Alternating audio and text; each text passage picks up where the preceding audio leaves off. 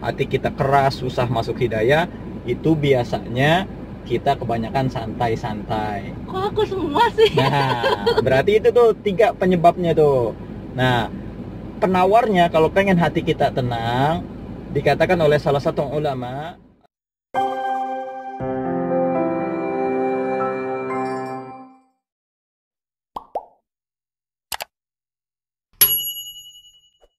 Apa? ya, Akhir-akhir ini kok aku ring-ringan mulu ya? kenapa uring-uringan? Nggak tahu, bawaannya nggak enak aja perasaannya.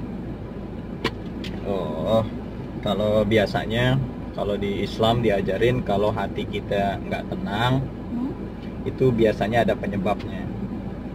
Ada penyebabnya dan ada penawarnya. Apa penawar? Nah, kita ngomongin penyebabnya dulu deh. Biasanya hati kita itu keras atau nggak tenang, gelisah segala macamnya. Itu penyebabnya ada 3, kata Nabi besar Muhammad SAW. Yang pertama kata Nabi, hati kita akan teras atau susah untuk menangkap hidayahnya Allah, dan hati kita gelisah. Itu yang pertama karena kebanyakan tidur.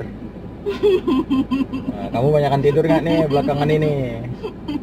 Yang kedua, kebanyakan makan, ngemil segala macamnya, makan udah kenyang masih makan juga.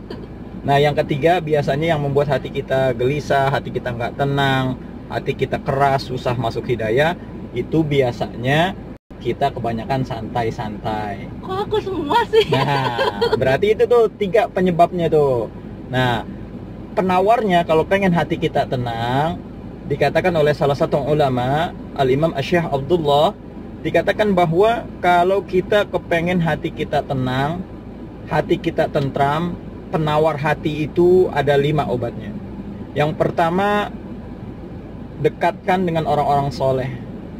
Hadir di tempat-tempat majelis taklim, majelis ilmu, sering dengerin daripada tausiah-tausiah, pengajian-pengajian, baik di internet ataupun di majelis taklim. Lebih bagus di majelis taklim. Itu yang pertama. Yang kedua, seringin baca Quran. Selain baca Quran, resapi maknanya. Sekarang kan udah banyak kan tuh Quran, ada terjemahannya, segala macamnya, baca.